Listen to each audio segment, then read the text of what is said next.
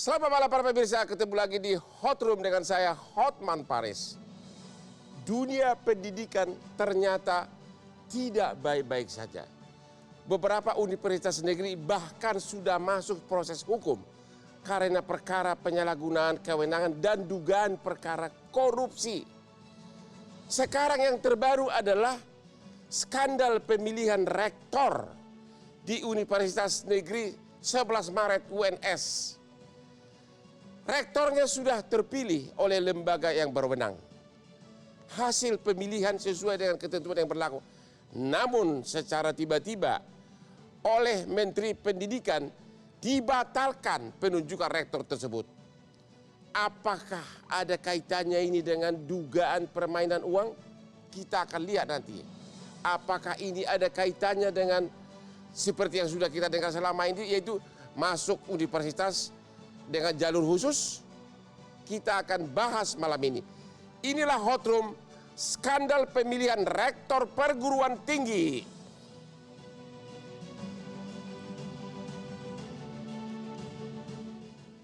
Sebelum kita diskusi, ini kopi kesukaan Hotman. Tanpa kopi ini, selama ini saya sukses gara-gara kopi ini nih. Kopi terbaik, white coffee.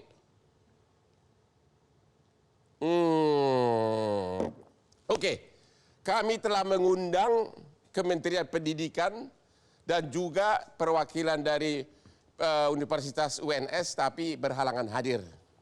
Oke, pertanyaan pertama kepada Pak Isharyanto. Bapak sebagai dari mana? Staf Ahli Hukum Majelis Wali Amanat Universitas 11 Maret. Ahli Hukum Majelis Wali Amanat. Ya. Apa yang terjadi? Kenapa rektor yang sudah terpilih tiba-tiba dibatalkan oleh Menteri Pendidikan?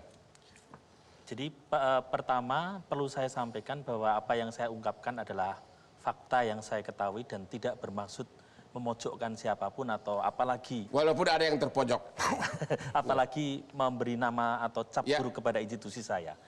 Yang kedua, perlu dipahami bahwa Universitas 11 Maret itu telah memperoleh status sebagai perguruan tinggi negeri badan hukum melalui peraturan pemerintah nomor 56 tahun 2020. Intinya, dengan kebijakan ini, maka segala urusan penyelenggaraan pendidikan tinggi dan tata kelola kelembagaan universitas didelegasikan kepada Universitas 11 Maret. Termasuk pemilihan rektor. Pemilihan, pemberhentian, dan pengangkatan rektor.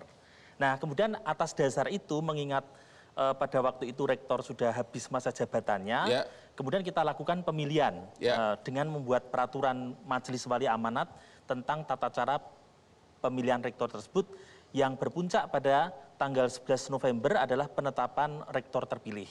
Majelis Wali Amanat Universitas 11 Maret itu terdiri atas 17 orang yang mewakili unsur senat akademik, kemudian ketua senat akademik, lalu ada rektor, ada menteri pendidikan, 4 orang unsur wakil masyarakat, 1 orang unsur tenaga kependidikan, dan 1 orang alumni. Dari Kementerian Pendidikan mewakili suara berapa orang? Berapa banyak? Sesuai dengan peraturan pemerintah 56 tahun 2020, menteri diberi wewenang mengalokasikan 35%. Jadi hak suaranya 35%. Hak suara yang lain 65%. Ya, 65% dan 35% di Majelis Wali Amanat. Ya, mereka yang memilih rektor. Ya. Hasil voting kemana? Hasil voting menunjukkan dengan pemilihan yang independen dan transparan serta demokratis, menunjukkan bahwa ada 1 orang yaitu Profesor Sajidan memperoleh 12 suara, kandidat kedua Profesor Hartono memperoleh 11 suara, dan kandidat ketiga Profesor Ayu memperoleh 2 suara. Oke. Semua yang hadir menyetujui, menandatangani berita acara dan tidak Jadi pernah. Jadi pemenangnya adalah Rektor Profesor Sajidan. Iya. Terus apa yang terjadi? Sudah itu dibawa ke kementerian atau gimana? Enggak, sesuai dengan PP maka proses berikutnya adalah pelantikan dan itu wewenang dari Majelis Wali Amanat. Kewenangan, oke. Terus apa yang terjadi? Nah, dilantik nggak pemenang ini?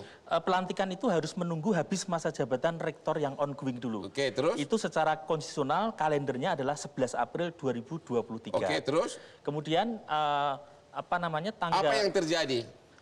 Pada bulan November tanggal 18 mulai beredar akun-akun di media sosial yang pada intinya berisi informasi bahwa pemilihan rektor curang, calon terpilih masuk kategori figur yang tidak diterima dan seterusnya. Kemudian pada awal Desember, Irjen Kementerian Pendidikan datang ke Universitas 11 Maret, kemudian dengan dalih melakukan audit investigatif dugaan kecurangan dalam pemilihan rektor.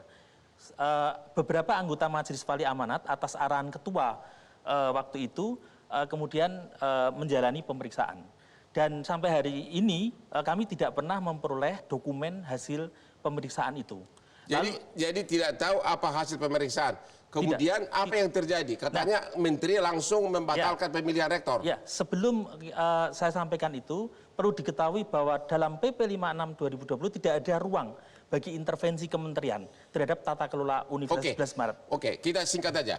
Akhirnya melalui pemilihan terpilihlah Profesor Sajitan sebagai rektor. Yang semestinya dilantik pada 11 April 2023. Tapi tiba-tiba ada SK dari siapa? Kemudian tanggal 3 Maret kami memperoleh informasi ada peraturan Menteri Pendidikan dan peraturan Menteri Pendidikan, Kebudayaan, Riset dan Teknologi nomor 24 tahun 2023 yang judulnya adalah penataan peraturan internal dan organ di lingkungan UNS. Isinya apa? Isinya ada 3. Satu, menetapkan bahwa Majelis Wali Amanat dibekukan. Dan untuk sementara semua wewenangnya dilaksanakan oleh Menteri Pendidikan. 2, semua peraturan Majelis Wali Amanat yang sudah dikeluarkan dalam rangka pemilihan rektor dinyatakan bertentangan dengan peraturan perundang-undangan. Yang ketiga, hasil penetapan dan pemilihan rektor pada masa sebelumnya dibatalkan. Artinya rektor yang terpilih dibatalkan? Dibatalkan dan tidak boleh dilantik. Tidak boleh dilantik.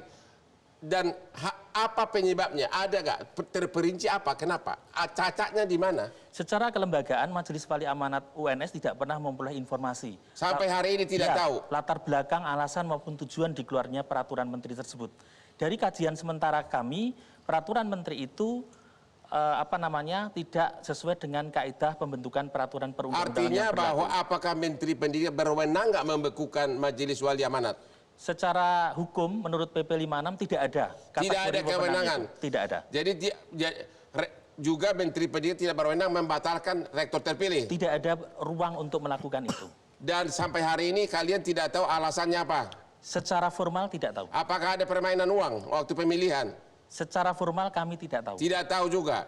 Kemudian sekarang menjabat sebagai rektor siapa? Rektor sekarang Profesor Jamal Wibowo yang mestinya selesai pada 11 April, tetapi pada 5 April yang lalu sudah ditetapkan keputusan Mendikbudristek yang memperpanjang masa jabatan Rektor Petahana yang dimaksud. Apakah dia boleh dari segi umur PLT? Katanya sudah umur 60 tahun lebih. Di dalam PP syarat untuk menjadi rektor adalah maksimal 60 tahun. Dan dia sudah umur berapa? Dia Profesor Jamal sudah lebih dari 60 tahun. Jadi menurut Anda dia tidak memenuhi syarat? Tidak memenuhi syarat kriteria jabatan menurut PP 56. Menurut Anda apa yang terjadi ini, skandal ini? Politisasi atau apa? Masa seorang menteri begitu saja membatalkan pemilihan rektor? Jangan-jangan ada permainan uang waktu pemilihan rektor? Kita tidak pernah memperoleh informasi itu dan saya tegaskan dalam forum ini bahwa Majelis Wali Amanat tidak pernah melakukan kecurangan dalam hal proses dan prosedur pemilihan rektor tersebut. Apa benar?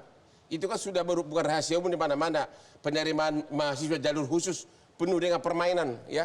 Katanya 1 seat bisa 1 miliar, benar nggak itu?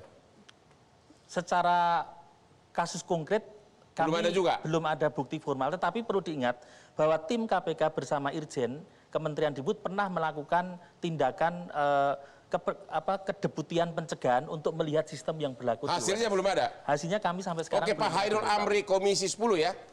Apa tanggapan Anda atas sikap Menteri yang begitu saja membatalkan rektor terpilih? Tentunya kami atas nama anggota DPR RI menyayangkannya. Ya. Dengan sikap Menteri yang menurut saya sangat sewenang-wenang. Menurut Anda ini intervensi? Intervensi. Jelas dia berwenang nggak membatalkan pengangkatan rektor yang sudah hasil pemilihan? Sangat tidak berwenang. Karena tidak berwenang? Karena pemilihan itu sudah seperti apa yang cerita Pak Isarjanto, itu sudah sangat demokratis sekali, dihadiri oleh seluruh MWA dari UNS tersebut. Sikap DPR Komisi 10 apa? Saya kira ini saya selaku anggota DPR, saya akan mengkaji ini lebih dalam dan saya akan mengusulkan kepada pimpinan untuk melakukan tim investigasi ke UNS sana agar apa yang terjadi di kampus UNS ini tidak terjadi di kampus-kampus lain. Sekarang saya mau tanya, ini penting ini. Ya. Bapak kan anggota DPR. Betul. Pembatalan rektor terpilih tidak sah. Berarti penunjukan PLT pun sebagai rektor tidak sah. Tidak sah. Anda setuju? Setuju. Berarti semua surat-surat yang ditandatangani oleh rektor yang PLT juga tidak sah. Tidak sah. Hah? Itu kan buntut dari tidak sah itu ya akhirnya Misalnya ijazah atau apa, ada nggak rektor tanda tangan? Iya. tanda tangan pasti di situ. Wah, ini bisa bahaya nih untuk para murid nih. Rektor yang kemungkinan besar tidak berwenang. Makanya buat kami ini kasus ini sangat serius sekali. Kami akan bentuk tim, nanti saya akan usulkan kepada pimpinan untuk bentuk tim dan untuk sesegera mungkin datang ke UNS mencari persoalan yang sebetulnya terjadi yang ada di UNS. Oke, kita istirahat dulu. Kita akan lanjut setelah yang berikut ini.